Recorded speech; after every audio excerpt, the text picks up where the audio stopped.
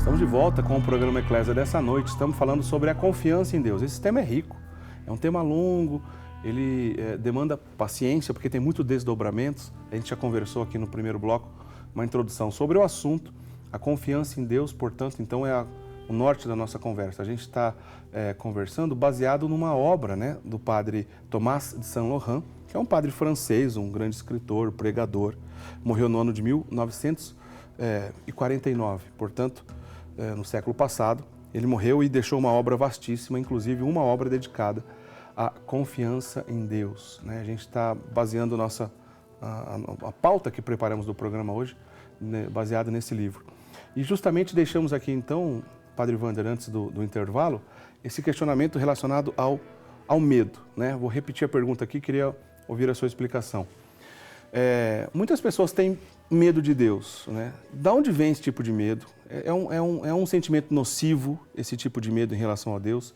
Se isso pode ou atrapalha a confiança em Deus? E depois, quando o senhor fizer essa primeira parte da resposta, queria ouvir uma explicação do senhor sobre o temor de Deus. Tem uma diferença entre as pessoas que têm medo de Deus e o próprio temor de Deus? Explica pra gente.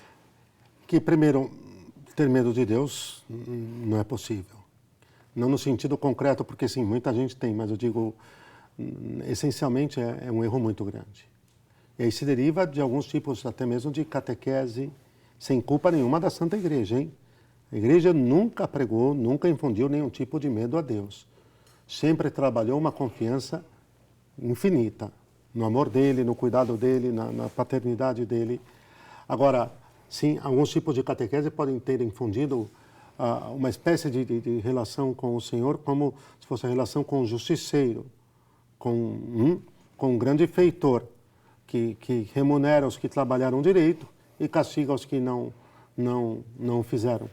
Então, o medo de Deus normalmente também, a mesma coisa em relação à confiança, deriva de algumas relações próximas, de julgo, de sofrimento e assim por diante. Às vezes, pais excessivamente duros e distantes, e aí vai se criando um falso temor. O que é o medo? É um falso temor. Aí já engato, porque quase que sempre se equipara as duas realidades. O falso temor é o medo. Quer dizer, eu vou agradar a Deus para não ser punido, eu vou agradar a Deus para não ser castigado, eu vou agradar a Deus, como dizia Santa Isabel da Trindade, Santa Elizabeth da Trindade, porque eu amo.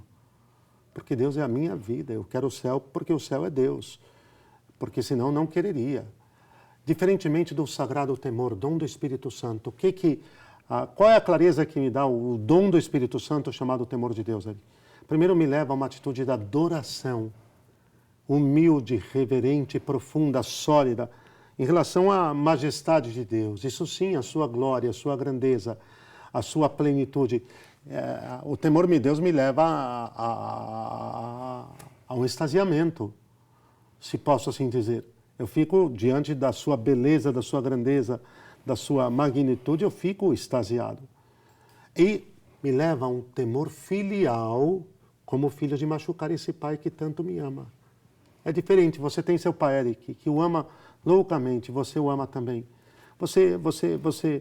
O simples pensamento de machucar esse pai não lhe constrangeria? Não levaria o teu coração a temer que o machucasse? Claro. Hã? Com certeza, claro. Quer dizer, o dom do Espírito Santo me faz enxergar Deus, me faz entender Deus, me faz viver em Deus, me faz ver Deus como um pai. E então, contemplando o seu amor, contemplando a sua fidelidade, me leva a temer, quebrar, fraturar, constranger, a infringir esta relação. E é lindo, porque me leva a uma liberdade enorme. É um temor que me deixa livre, porque é o temor do amor. Então, movido pelo amor, buscarei não ofendê-lo. Totalmente diferente do medo.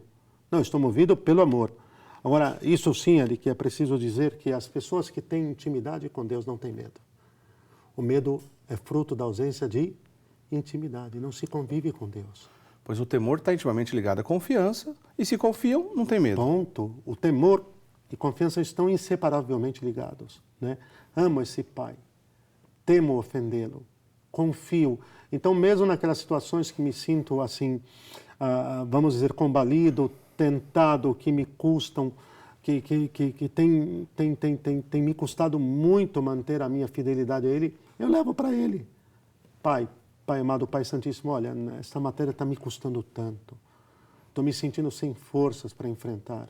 Peço-te a tua graça, a tua força. Pai, o que no Pai Nosso, o que Nosso Senhor nos ensinou, Eric? A chamar Deus de... O Espírito clama, Abá, Pai. Quando eu vivo na presença de Deus, o temor floresce como confiança e abandono, como aproximação, não como distanciamento. O temor, quando vem de Deus, quando é santo, quando é obra do Espírito Santo, ele me leva a aproximar-me do Senhor. Quando é o medo carnal, humano, e em geral por frieza, por distanciamento, por estar vivendo uma vida de pecado sem a decisão de romper com isso, eu vou me afastando cada vez mais. Sabe que na história de uma alma, Santa Teresa de Lisieux, Santa Teresinha, eu gosto de chamá-la de Santa Teresa de Lisieux por causa das Teresas do Carmelo. E aliás, sobre confiança, esta é uma página também única. E falávamos de São João Paulo II, Eric, mas eu acho que dá páreo. É verdade, é verdade. Né? Só que ela foi para o céu muito cedo, estava pronta. Verdade. Olha, foi uma das almas que atingiu os mais altos cumes de perfeição cristã. Provavelmente foi a que atingiu a 7ª morada em tempo mais jovem, talvez em toda a história, Érica. E não só atingiu, como conseguiu demonstrar isso, né? Conseguiu demonstrar de maneira muito clara. Mostrou de forma muito clara no que consistia isso. E no que era? No abandono. Ela disse, certa ocasião, o meu caminho é total, a confiança e o amor. Ela fala que, na história de uma alma, no seu diário, ela conta que imaginem 2 filhos que tenham quebrado o vaso que o pai mais gosta. Guarde isso aqui. Imaginem 2 filhos que tenham quebrado o vaso que o pai mais gosta. Um deles aterrorizado, quando o pai chega, se esconde, com medo do castigo que possa receber por ter quebrado o vaso que o pai mais gostava. O outro corre para o pai, pula nos seus braços e olhando nos seus olhos diz, pai, quebrei o vaso que o senhor mais gostava. Qual dos 2, ela pergunta sinceramente, terá ganho o coração dele? Mas não tenha dúvida de que essa confiança, esse abandono, esse lançar-se nos braços de forma assim inconfundível. Sei que eu não serei confundido. É o que está em São Paulo aos Romanos, que aqueles que confiam no Senhor não foram enganados por essa confiança. Romanos 5:5. O que acontece? Ela dizia, e aquele que pulou nos braços do Pai arrastou seu coração. No fundo, você sabe de quem que ela estava falando, né, Eric? Que bonito isso. Porque aconteceu com ela mesmo, né? Com a própria Santa Teresinha. Falando isso, de si própria. Um episódio da infância dela, né? Da infância. Linda, linda, linda, linda. Agora, isso ilustra muito bem o que a gente estava conversando anteriormente. É a diferença do medo irracional, prejudicial, nocivo e do temor a Deus. Temor. Né? Um dos filhos se comportou com medo.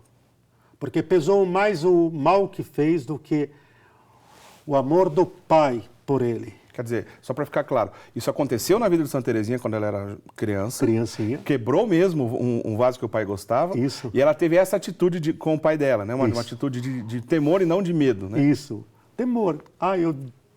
Poxa, eu quebrei algo que o papai gostava tanto, que pena, me dói. Quando ela viu o pai chegando em casa, ela saiu correndo e pulou no seu colo. Papai, quebrei o vaso que o senhor mais gostava, me perdoa. Imagina o que ela fez com ele. Ele apertou, a beijou e disse, vem cá, vamos lá consertar o vaso. Olha o fruto disso. Vamos lá. Vamos consertar juntos o vaso. Não é isso que Deus faz conosco o tempo inteiro, Eric? Olha, e não só faz conosco o tempo inteiro, como o senhor estava dizendo, eu estava lembrando, o senhor falou da expressão do próprio Jesus na oração do Pai Nosso, né? Bom, Jesus é Deus, obviamente, e quando perguntado a ele como é que a gente deve rezar, ele começa chamando Deus de Pai. Né? Tem tudo a ver com o que a gente está dizendo. Ó, ele podia usar uma expressão bonita do Antigo Testamento, né? El Shaddai, Elohim. Isso. Ele poderia ter usado, mas ele usa Abá, né? Poderia usar Adonai, Senhor. Pois é, mas ele começa com e aliás o Abá é uma expressão de papaizinho, né? Só lembrando do original aramaico, Abund Bashmayo, né? Que ele começa a oração Abund Bashmayo, Net Kadesh Shimor, etc., que é o do original do do aramaico, que a gente recebeu mais pelo abá, né? Mas que é uma expressão de papaizinho, de querido. É como se fosse a própria Terezinha lembrando do pai dela, meu paizinho querido, né? É impressionante, porque o próprio Jesus ensinando. É claro que o dom da fé floresceu assim prodigamente na alma dela, Eric. Mas o ambiente de lá, a atitude do pai em relação a Deus, transmitiu isso muito bem, né? Muito bem. E ela cresceu num lar, num ambiente, numa família onde essa confiança foi passada na atitude dos próprios pais. E ela olhava para o pai e ela via no pai a imagem de Deus, do rosto paterno e amorosíssimo de Deus, sabendo que o pai não era Deus, claro, mas dizia assim: o papai me ama assim. Imaginou Deus. Se o meu pai, Eric, me ama assim, imaginou Deus, eu não consigo medir. Posso contar um caso que eu vivi em Israel, Eric? Pois não. E está totalmente ligado à confiança. A gente deveria ser criança. Às vezes é isso, Eric, é que às vezes damos nas mãos de Deus e tiramos. Olha o que diz o padre Tomás: se nos apegássemos ao Divino Mestre com uma confiança tanto maior quanto mais desesperante nos parecesse nossa situação, nem o mal nos sobreviria dela. Caminharíamos tranquilamente sobre as ondas, chegaríamos sem tropeços ao porto sereno e seguro, e em breve encontraríamos a região hospitaleira que a luz do céu ilumina. No concreto, eu estava em Israel, e no local onde estava, na mesa do lado, estava uma família judia. E uma menininha de uns 3 anos, Eric, ela estava em pé ao lado do pai, e ela puxava a manga da camisa do pai e dizia: Abba, Abba. E eu olhei para o meu amigo do lado e falei: olha isso aqui. Que vem do hebraico, né? Do hebraico. Que estão acostumados, né? E aí eu falei: olha isso aqui, Douglas. Pela primeira vez, de verdade, Eric, eu entendi, em definitivo, o que era chamar a Deus de Abba. Ela, criancinha, para ela era um doce, era alguma coisa, entende? Uhum. Mas enquanto ela puxava a manga e pulava e gritava Abba, enquanto ele não levantou, não colocou ela no colo e não saiu para lá, ela não parou. Bonito. Espetacular. Aqui, em relação ao docinho dela, em tudo nós deveríamos agir assim. Em tudo. A qualquer situação, enfermidade,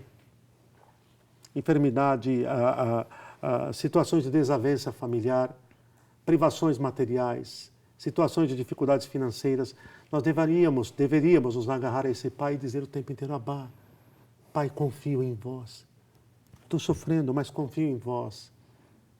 Estou sendo provado, confio em vós, espero em vós. Olha, a gente falava de São João Paulo II e de Santa Teresinha, mas tem um exemplo na história da Igreja de confiança e abandono em Deus maior, depois do da própria Virgem Maria, Nossa Senhora. Vamos por escala aqui? O primeiro foi o dela mesma, não é? Sim. Quem confiou em Deus, nesse pai como ela?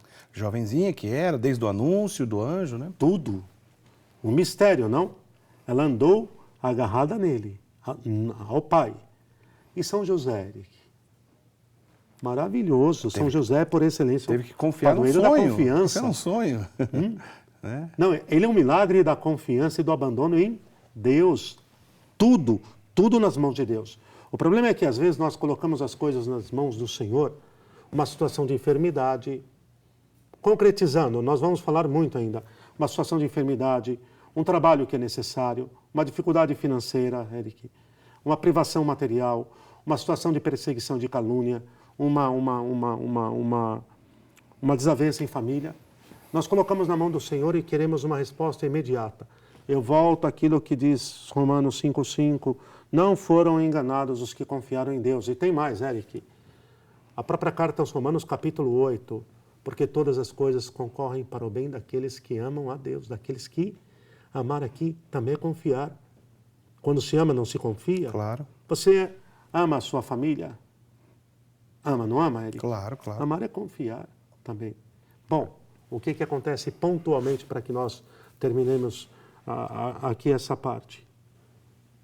Se lançou sem medidas nas mãos do Senhor. Sem medidas. O que acontece é que às vezes a gente se lança e depois volta. Entrega e pede de volta, que é uma solução imediata, Eric. Às vezes também a gente sofre de impaciência. Isso é verdade. Eu entreguei ao Senhor, eu estou confiando.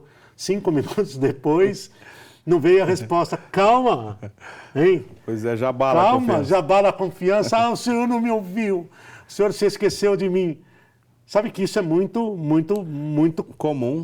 muito corriqueiro. É verdade. Você pede confiantemente, você suplica, a resposta não vem de forma imediata. Espera no Senhor. Tem confiança, não será defraudado. Ok? Olha, é difícil não lembrar de Santa Teresinha o tempo todo, né? Porque, aliás, é uma constante aqui já, né? Mesmo quando nas conversas com o Padre Guido está aqui, parece que qualquer coisa que a gente conversa deságua nela. Ele puxa o exemplo dela porque não dá, muito rico. Eu brinco sempre com isso com ela ele é um também. oceano, né? De riqueza. Um exemplo de confiança que me lembrei no episódio da vida de Santa Teresinha é justamente quando ela era muito jovem para entrar no Carmelo. Ela não tinha condições de entrar no Carmelo, né? E de repente não ela... tinha idade, não né? Tinha idade, não, melhor dizendo, não tinha idade, muito nova, né? 15 aninhos. Mas ela, imagina, uma garotinha francesa, né? Vai a Roma, Papa Leão XIII, né? Porque ela tinha confiança em Deus e ela foi falar com o seu vigário, com o vigário de Cristo. O seu representante. O seu representante. Né? Aí um monte de ensinamento, a confiança, né? O entendimento correto do que diz respeito à igreja, né? Uma aula de eclesiologia, que é um bom entendimento do que é o papel e a missão da igreja, ela vai pedir a exceção para o Santo Padre o Papa, Leão XIII, né? E o engraçado é que ela consegue. Né? Mas, Eric, sabe o que é apaixonante de Santa Teresinha? A menina de Deus? Que ela era, né? A menina de Deus. É que, por causa da confiança, do abandono incondicional, não teve, em favor das almas, da igreja, das almas, não teve o que ela não arrancou de Deus. Ela arrancou a penitência, a conversão, o arrependimento daquele assassino. No momento em que, verdade, tem esse episódio. No momento em que ele ia ser guilhotinado... Ela assumiu a intercessão das misérias do assassino, né? Rezou por ele e ele conseguiu, diante de Deus, o perdão, a misericórdia. A contrição perfeita. Né? Ela alcançou de Deus para ele uma contrição perfeita, impressionante.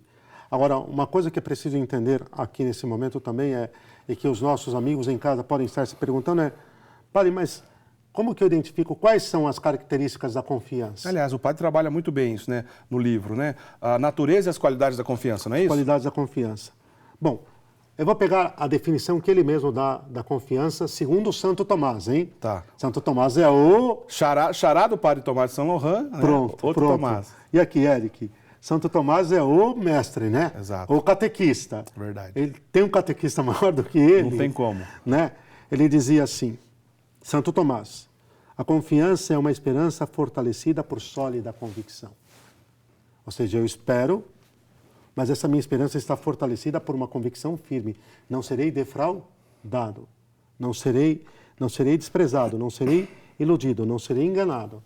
De tal maneira que aí a gente consegue perceber, por exemplo, que a confiança ela é forte, ela tem uma fortaleza própria, ela vai se tornando sólida, ela vai, desculpe minha expressão, Eric, ela vai apanhando com as provações, ela vai apanhando com as dificuldades, ela vai sendo atacada com as provações e ela vai, em vez de minguar, ela vai se fortalecendo.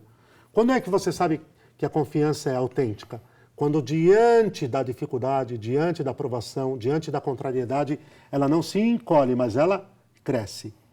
É um testemunho, um termômetro de que ela é real, de que ela não é mero sentimento, de que ela já é um efeito da obra da entrega a Deus, do Espírito Santo naquela alma. Certo. Aqui, Eric, age até o dom da fortaleza, não? Bom, uma outra coisa que ela é inquebrantável. O que isso significa? Eu vou partir do próprio exemplo do Padre Tomás. Vamos dizer, no extremo de dificuldades, a pessoa não perde a paz da alma. Tem a ver com a virtude da esperança, né? Uma virtude teologal. No extremo mesmo. Jó, não é? Esse é o extremo. Né? Jó, eu estou um Jó, Senhor. Desculpa, minha empresa quebrou, eu estou doente, meus filhos estão dando trabalho. Ô, Padre, mas eu estou colocando extremo. Certo. Nos extremos, quer dizer que para aprender a confiar, vou ter que primeiro, minha vida se torne uma tragédia, uma desgraça para aprender. Não. Estou ressalvando isso, entendeu, Eric? Uhum. Se você... Quem é fiel no pouco, Deus lhe confiará mais. Quem não confia nas pequenas coisas no dia a dia e não aprende a confiar nas coisas pequenas, confiar em Deus nas pequenas coisas, a hora que chegar uma grande provação, não vai. Também é um caminho de purificação, ok? Suponhamos, Eric, nada. Você está levando uma das crianças no colégio e ela tem prova naquele dia e está um trânsito do tamanho do mundo. E aí você confia e pede ao anjo da guarda, você confia que vai conseguir chegar em tempo porque não foi negligência, porque não prevaricou e vai e chega. Uma coisa desse tamanhozinho a priori, não é? Confiou na mão, no cuidado paterno de Deus para não fazer o seu menino perder a prova e não prejudicá-lo. Aparentemente não é desse tamanhozinho, mas não é. São nessas coisas que vai se mostrando a consistência, o caráter da minha entrega, do meu abandono em Deus. Mas imagine assim, numa situação tremenda, de catástrofe no seu viver. Você não perde a paz. Aqui é a qualidade inquebrantável da confiança. Ela não se parte, ela não se quebra por nada. Tem gente que, desculpe a expressão, eu queria você que nos acompanha aqui agora pela TV Século XXI, presta atenção nisso, por favor. Tem gente que a confiança está por um fio. É o pavio que fumega. É o caniço trincado. Né, Eric? Para. Entende? No limite. Está no limite. Pede ao Senhor. Pede ao Senhor. Depois, uma outra qualidade, temos esse caso claramente, e é o caso de Jó mesmo. Ainda que o próprio Senhor me tirasse a vida, eu esperaria nele. Jó 13:15. É o abandono de Deus, né? Em Deus. Em Deus. Em Deus, totalmente. Em Deus. Depois, conta somente com o Senhor mesmo. Chega uma hora, Eric, que você tem que se render sem medidas. Não são minhas forças, não é minha engenharia, não são os meus contatos, não é... Né? Eu posso dar um exemplo que uma vez chegou a mim, de confiança realmente. Uma vez uma pessoa me disse que tinha uma irmã sanguínea, uma pessoa me disse que tinha uma irmã sanguínea, que teve uma crise respiratória e deu entrada no hospital, Eric. E a equipe de emergência disse o seguinte, se não conseguirmos colocá-la numa unidade de terapia intensiva, num leito de UTI, imediatamente ela estará morta em meia hora. Não conseguirmos colocar imediatamente. Bom, por causa da aparelhagem necessária. Certo. Né? E aí? Confiança em Deus. Só que nós temos mediadores. Essa pessoa me conta que pelo telefone fica sabendo, foi diante da imagem de Nossa Senhora, pôs os joelhos no chão e falou, mãe, só Deus pode mudar e a senhora é a minha advogada diante dele agora. Eric, ela acabou de fazer esta oração, o telefone retorna e diz, saiu a vaga na UTI. Que é isso? Puxa vida. Hein? Que é isso? É a providência de Deus como resposta da confiança. É o cuidado de Deus, é a providência de Deus, bem colocado. O que é a palavra providência? Providere. É ver em favor de. Em pró de, não? Uhum. Ver em favor de. Então, ali naquele caso, teve um exemplo muito concreto, Eric. Muito concreto. Joelhos no chão. Não posso, não tenho mais o que fazer. Mas aqui não se trata, por Deus, não se trata, aqui eu quero dizer claramente, de resignação. O que é resignação? Não tem, o que eu posso fazer? Sabe, entreguismo, Eric? Entrega não é entreguismo. Entreguismo é aquilo assim, o que eu posso fazer? Não tem mais o que fazer mesmo. É coisa muito diferente da entrega. Entrega é, olha, é aquela coisa de temos de nos preparar para lutar, dizia o próprio Padre Tomás. Trabalhemos com afinco, mas com o espírito e o coração voltados para o alto. Em vão vos levantais antes de o sol nascer, diz o salmista, no Salmo 126, versículo 2. Se o Senhor não vos ajudar, não conseguireis. Ponto. Claro que nós vamos... Isso se trata também de favorecer a omissão, Eric, esse confiança incondicional em Deus. Não, eu vou pôr os meios. Essa família tinha levado o seu ente querido ao hospital. Não é cruzar os braços e esperar alguma coisa que aconteça extraordinária, isso, né? É aquela coisa mais ou menos do seguinte, eu estou numa dificuldade enorme. O fazendeiro pede a chuva ao Senhor porque a terra está seca e não está colhendo nada. Aí ele pede a chuva, o Senhor vai lá, senta e vai ver programa de domingo à tarde de televisão para jogar sua alma no inferno. e vai comer pipoca. Você acha que esse homem confia em Deus, Eric? Confia coisa nenhuma. Ora o outro pede chuva a Deus. Vai, já prepara o maquinário, vai arando a terra, preparando a semente, vai dizendo, Senhor, chuva a esse. Eu tenho certeza que o coração dele está totalmente voltado para o Senhor e que no tempo oportuno virá essa chuva. Virá essa chuva. Então, somente em Deus, mas não como missão. E uma última coisa é que a confiança quando ela é real, mesmo diante da situação de provação, de dificuldade, a pessoa mantém uma alegria profunda, Eric. Por quê? Porque ela já confiou. Confiante, confiei no Senhor. Confiante, confiei no Senhor. Se você me permite, Eric, eu acho que vale a pena citar. Se você me permite. Pois não, padre. Vale a pena citar São Afonso. Ah, Maria de Ligório? Isso. Ah, eu tenho aqui uma Você citação tem dele. Tem. É bonito essa... Cita Santo Afonso. Vou citar Deixa eu literalmente, só dizer pois uma não. coisa, Pois não. que Santo Afonso foi um ícone de confiança, hein? Daqueles que tudo disse não, todos os fatos, todas as situações. E ele dizia, Deus pode. Deus pode. Traz Santo Afonso, Eric. Olha só, Santo Afonso tem uma frase belíssima que diz assim, Santo Afonso Maria de Ligório. Assim como foi a nossa confiança, do mesmo modo serão as graças de Deus. Uma grande confiança merece grandes coisas. Deus não quer atender-nos se não estivermos certos de ser atendidos.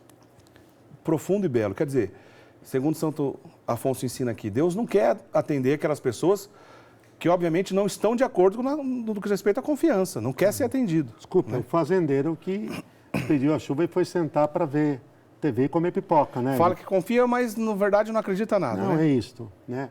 Agora, claro que também a confiança pauta de que minha vida vai se tornando amorosamente de acordo com o Senhor, Eric.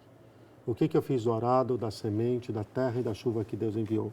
Agora, ainda assim, a confiança é uma última qualidade, essa alegria, mesmo quando nos falta o que, Eric, o apoio das pessoas. Suponhamos que todo mundo com quem eu contava me abandonou.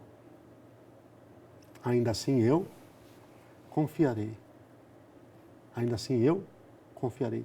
Aquilo que está na profecia de Abacuque, né? No capítulo 3, agora se não me foge a memória. Se os currais estivessem vazios, se faltasse o trigo nos campos, a uva no lagar, se não tivessem mais pastagens nem animais, ainda assim eu me regozijaria em quem? No Senhor. Suponhamos que todos os meus amigos me abandonaram, Eric. Todos os meus conhecidos. Ainda assim eu confiaria em Deus. Esta é uma qualidade. Eu não transporia da atitude de quem é falível, de quem é humano, de quem é carnal, de quem é miserável. Eu não transporia a minha desconfiança em relação a essas pessoas para aquele que foi, é e sempre será.